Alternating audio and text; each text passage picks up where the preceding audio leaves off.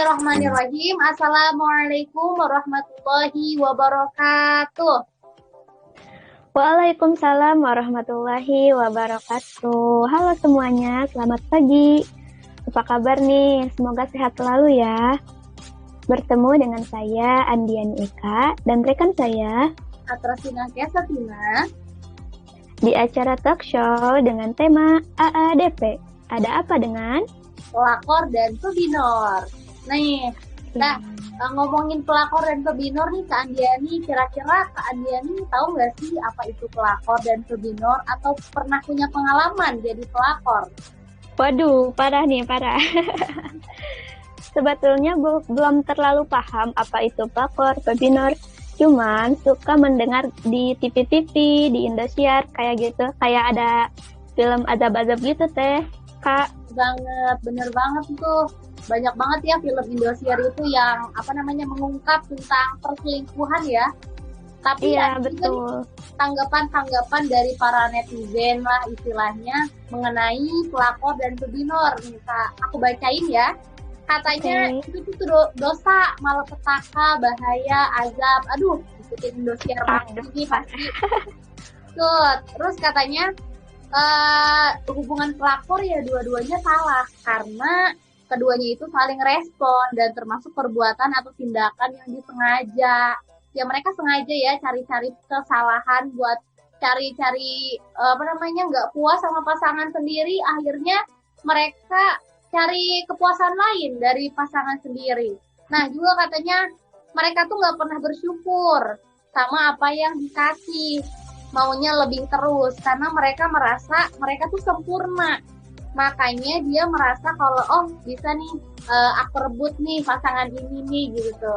Cari kesenangan sendiri. Nauzubillah min dzalik ya Kak Andiani ya.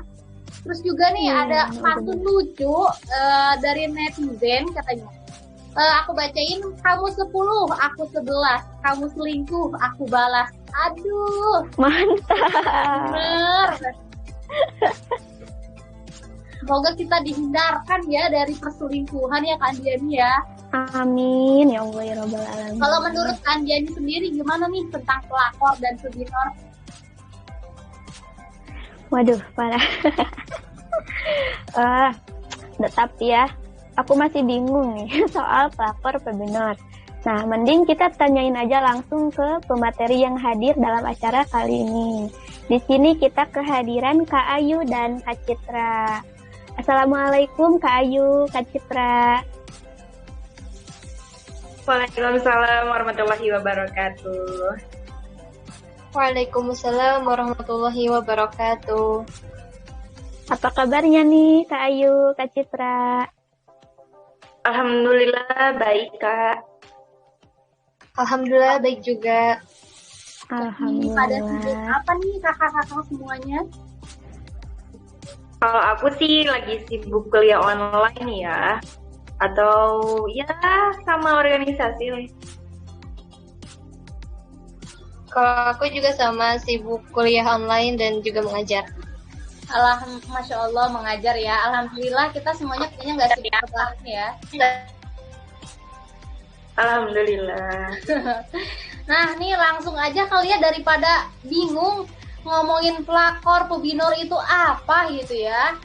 Apa sih perbedaan antara pelakor dan pebinor itu? Apakah mereka satu spesies atau beda atau sama? Coba silahkan dijawab kakak-kakak. Oke, bismillahirrahmanirrahim. Ngomongin tentang pelakor dan pebinor tentu saja berbeda ya.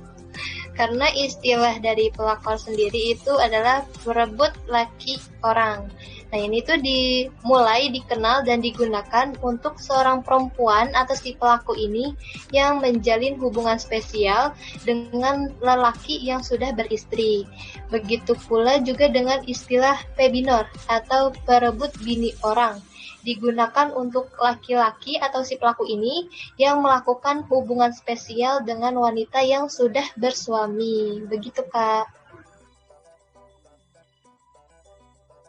Wah, Masya Allah. Jadi beda ya tentunya antara pelakor dan pebinor. Kalau pelakor itu perebut laki orang dan pebinor perebut bini orang. Nah, Tapi aku juga mau nanya nih, apa sih yang mendasari seseorang bisa menjadi sebagai pelakor dan pebinor?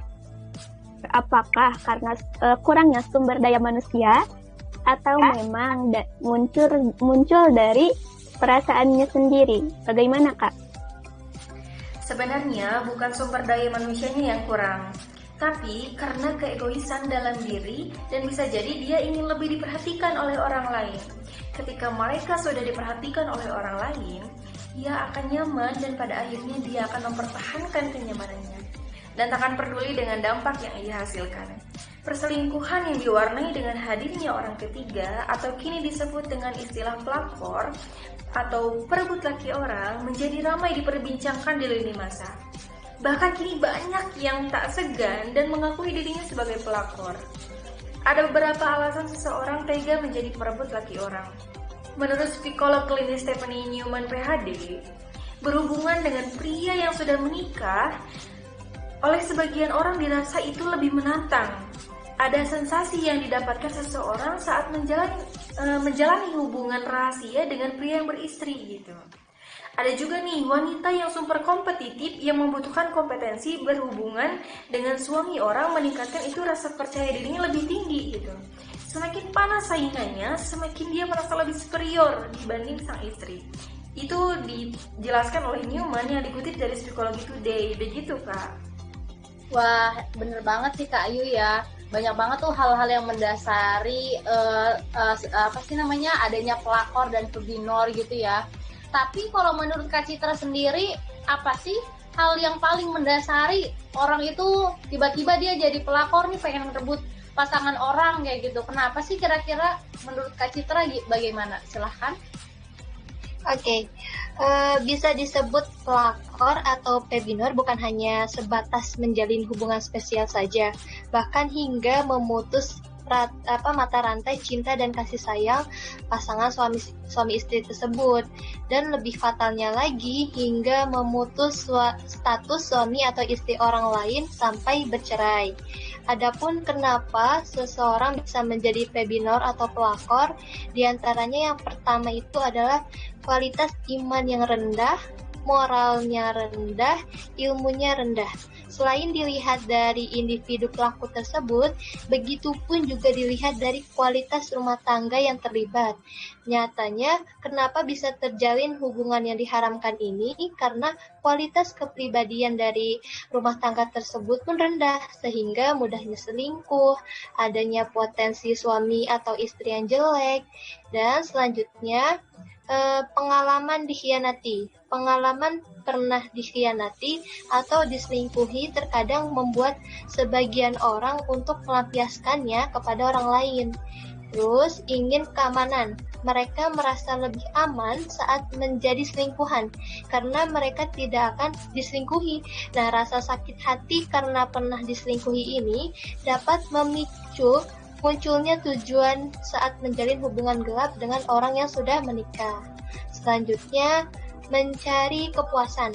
Kepuasan untuk merusak hubungan orang. Terkadang tujuan ini dipicu oleh gangguan mental yang dimiliki seseorang untuk melampiaskan emosi dan rasa sakit hati.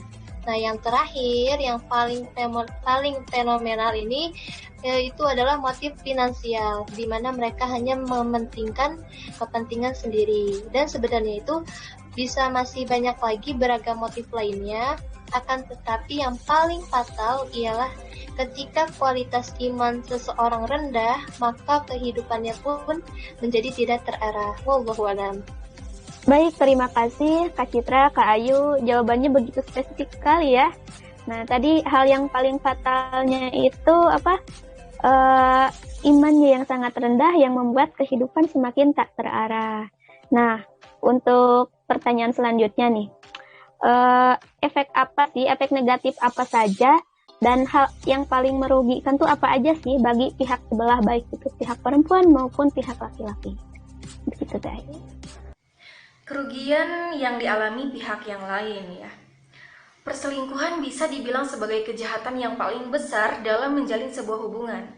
Tentu tidak ada yang ingin jadi korban selingkuh.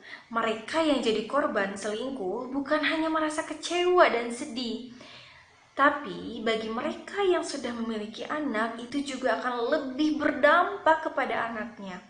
Nah, di sini yang akan kita bahas adalah korbannya atau istrinya. Mereka bahkan dapat mengalami berbagai masalah mental yang cukup serius. Di antaranya merasa tidak berharga, depresi, gangguan kecemasan, masalah makan, menggunakan obat-obatan terlarang, dan yang lainnya.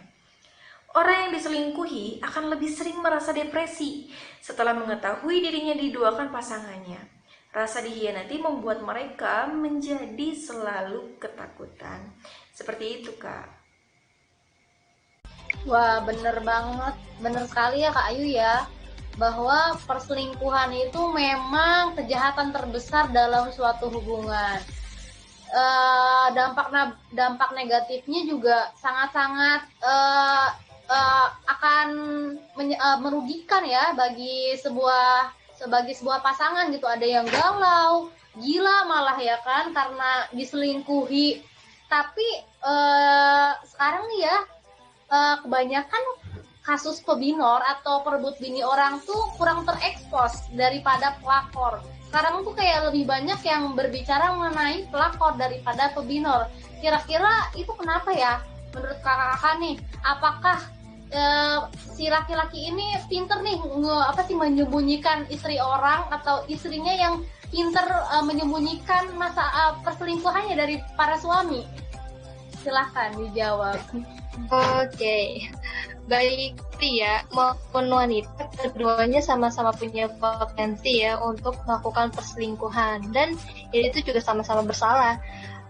Saya mengutip menurut salah satu ungkapan dari pakar psikologi, karena budaya Indonesia itu cenderung patriarki, sehingga konsep tersebut akhirnya memperlihatkan bahwa posisi pria lebih tinggi daripada wanita. Alhasil, sebutan pelakor lebih tersorot daripada pebinor. Gitu sih, Kak. Baik, seperti itu ya Kak ya. Nah, kalau misalkan ciri spesifik atau perilaku yang menandakan seseorang itu sebagai pelakor atau pebinor itu seperti apa, Kak? Kalau untuk ciri pelakor dan pebinor sih saya kurang tahu jelas ya Kak. Tapi untuk mengetahui apakah pasangan kita itu selingkuh atau tidak sih bisa dilihat nih dari pertama, tiba-tiba jadi sibuk ketika pasangan kamu lebih sibuk dan tiba-tiba jadi banyak agenda tanpa penjelasan yang masuk akal. Atau jadwal kencan kamu dengannya batal gitu. Bisa jadi tanda dia sedang berselingkuh. Terlebih jika hal ini terjadi padahal pasangan kamu tidak memiliki kerjaan baru, promosi atau proyek yang mereka kerjakan. Nah, kedua, tak bisa lepas dari ponsel. Pasangan yang berselingkuh cenderung menggunakan ponsel lebih sering dan seolah-olah hidupnya bergantung pada ponsel yang ia gunakan. Jika pasangan kamu tak pernah memasang sandi, kemudian sekarang mereka menggunakannya, ini bukan pertanda baik. Yang ketiga, manipulatif dan hobi menyalahkan. Saat seseorang berlaku tidak jujur, mereka cenderung mencari-cari kesalahan dan pembenaran atas perilakunya. Tak jarang pasangan yang berselingkuh malah akan menuduhmu yang tidak-tidak. Yang keempat, susah dihubungi. Saat pasangan bersama dengan pelakor, mereka akan sulit dihubungi. Kamu mungkin akan mendengar alasan yang sah seolah-olah dia sedang rapat, mengemudi, atau sinyal jelek gitu, sehingga tidak tahu kamu menghubunginya. Percayalah pada intuisimu. Iya banget ya Kak Ayu ya, jadi kita harus waspada nih kalau pasangan kita udah mulai main HP terus. Ini kira-kira kenapa ya? Apakah dia punya selingkuhan atau kenapa ya ini? Tapi ada nggak sih kalau menurut agama nih ya, dalil mengenai perselingkuhan, apakah emang benar dilarang dalam Islam atau bagaimana nih? Banyak banget sih orang awam yang nggak tahu dalilnya. Nggak apa-apa lah selingkuh, nggak ada dalilnya ini, tapi padahal mereka nggak tahu dalil yang sebenarnya dalam ajaran Islam itu nggak dibolehkan dalam agama gitu. Perselingkuhan itu tidak dibolehkan dalam agama. Kira-kira kakak-kakak ini tahu nggak dalilnya seperti apa? Bisa dijelaskan? Oke, ngomong-ngomong tentang dalil ya. Perselingkuhan adalah perbuatan yang menjurus pada perzinahan. Bahkan bisa dikatakan ya perbuatan zina. Sebagaimana Allah Subhanahu wa taala berfirman dalam Quran surah Al-Isra ayat 32 mengenai zina, dan janganlah kalian mendekati zina karena sesungguhnya zina itu adalah suatu perbuatan keji dan jalan yang buruk. Nah, dalam dalil ini sudah disebutkan untuk tidak mendekati zina, karena zina merupakan perbuatan keji dan jalan yang buruk. Untuk mendekatinya aja nggak boleh, apalagi sudah melakukannya. Nah gitu. Selanjutnya Rasulullah Shallallahu Alaihi Wasallam bersabda melalui hadis Abu Hurairah radhiyallahu anhu, sesungguhnya Allah telah menetapkan bagian dari zina untuk setiap manusia. Dia akan mendapatkannya dan hal itu tidak bisa dihindari. Zina mata dengan melihat, zina lisan dengan ucapan, zina hati dengan membayangkan, dan zina gejolak syahwat. Sedangkan kemaluan akan membenarkan atau mendustakan semuanya. Hadis riwayat Bukhari dan Muslim. Terus ada juga upaya merusak keharmonisan rumah tangga, bahkan mendapat ancaman yang sangat keras. Dari Abu Hurairah radhiyallahu anhu, ia berkata bahwa Rasulullah Shallallahu alaihi wasallam bersabda, "Bukan bagian dari kami orang yang menipu seorang perempuan atas suaminya atau seorang budak atas suaminya. Orang yang berusaha mengganggu keharmonisan rumah tangga orang lain bukanlah bagian dari umatnya Rasulullah Shallallahu Alaihi Wasallam." Nah, hadis ini tidak hanya ditujukan bagi para pria, melainkan juga wanita yang menjadi pihak ketiga. Nauzubillahi min dzalik. Nauzubillahi min dzalik. Wah, ngeri sekali ya Kak ya ancaman dan peringatannya. Astagfirullah. Tapi kenapa ya banyak orang yang masih melakukannya padahal udah ditegaskan gitu secara dari Al-Quran maupun dari hadis. Nah, tapi ya Kak, ada gak sih solusi buat kita-kita nih yang belum mengalami atau yang belum terjun ke dunia pernikahan? Atau solusi bagi yang udah terlanjur mengalaminya seperti apa? Haruskah saya bertahan atau haruskah saya pergi? Sebesar apapun kemarahan kamu dengan pasangan dan bahwa kamu pernah berjanji tidak akan menghabiskan hidup kamu bersama dengan seorang penipu, namun kenyataannya bahwa kamu mencintainya tidak bisa dipungkiri. Lalu apa yang akan terjadi? Bagaimana kamu akan bisa memaafkan pasangan kamu dan membangun kembali kepercayaan kamu? Jika kamu memutuskan untuk tetap bertahan bersama pasangan kamu, kamu tidak akan mendapatkan suasana hubungan kamu sebelum terjadinya perselingkuhan. Namun, kabar baiknya adalah hubungan kamu mungkin akan lebih baik dan lebih kuat lagi daripada yang sebelumnya. Pertama, bicarakan semuanya. Kemudian usahakan. Jika kamu memilih untuk bertahan, menghukum pasangan kamu akan mengakibatkan hal yang lebih buruk pada hubungan kamu. Perjalanan untuk memaafkan merupakan salah satu hal yang terpanjang. Jadi berbaik hatilah pada diri kamu sendiri. Sesuaikan ini dengan kemampuan kamu. Kamu dapat menentukan apa yang penting dalam hubungan kamu. Apa yang kamu perlukan, apa peraturannya sehingga kamu dan pasangan dapat mulai memperbaikinya. Terakhir, bingkai ulang pola pikir kamu. Daripada melihat sebuah perselingkuhan sebagai akhir dari hubungan kamu, cobalah untuk berpikir bahwa ini dapat menjadi kelahiran kembali. Berharap bahwa setelah kamu melalui semua ini, kamu akan mendapatkan pengertian yang lebih dalam tentang diri kamu sendiri dan pasangan kamu. Nah, solusinya buat kita apa sih gitu, atau penanggulangan agar kita tidak terjadinya hal tersebut ke kita gitu yang sudah menikah misalnya ya. Pertama, jangan terlalu sering mengunggah wajah dan hal baik tentang pasangan di media sosial. Pelakor itu bisa saja temanmu sendiri, kenalan kamu sendiri, atau siapapun yang mengikuti akun media sosial kamu. Meski awalnya nggak memiliki ketertarikan pada suami kamu, tapi jika kamu terus-menerus menampilkan sisi baik pasangan di media sosial, bukan nggak mungkin kan jika kemudian ada perempuan yang tertarik pada suami kamu? Nah, yang kedua, mintalah suami memperkenalkan kamu kepada semua teman. semua teman perempuannya, ikutlah masuk dalam lingkungan pergaulan suami kamu. Jangan cuek dengan pergaulannya di luar sana.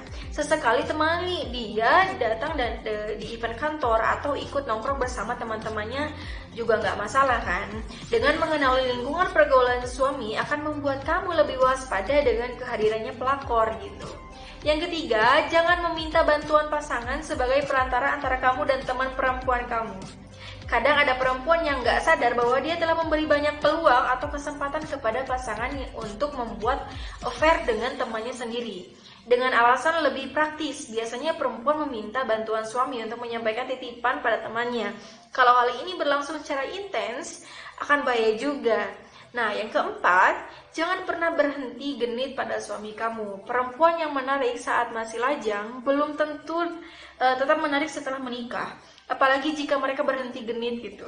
Sudah nggak bermanja-manja pada pasangannya dan nggak berpenampilan menarik ketika di rumah, sebisa mungkin jangan pernah berubah antara sebelum dan setelah menikah. Yang kelima, ini yang paling penting, katakan I love you, melebihi kemampuan kamu. Percaya atau enggak, ucapan I love you ini bisa meningkatkan rasa aman pasangan dan mengingatkan bahwa kalian masih saling mencintai satu sama lain.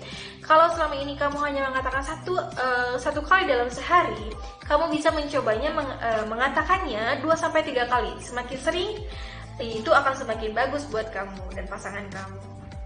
Begitu, Kak. Wah, bener ya. Kalau intinya sih, kalau misalkan kita nggak mau diselingkuhi ya, kita harus setia satu sama lain ya.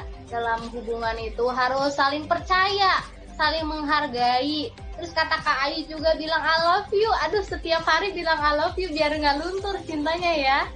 Bener banget. Nah, terus menurut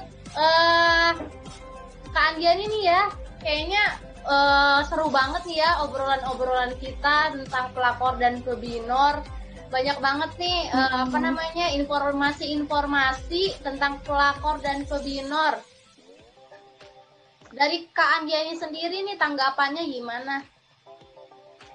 Bukan tanggapan sih ya, tapi ini sedikit rangkuman yang tadi nyimpulin aja ya.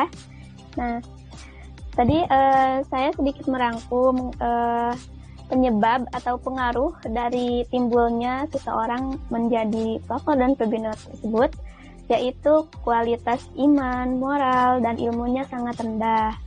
Nah, yang kedua yaitu kualitas kepribadian yang ada di dalam rumah tangganya juga sangat rendah.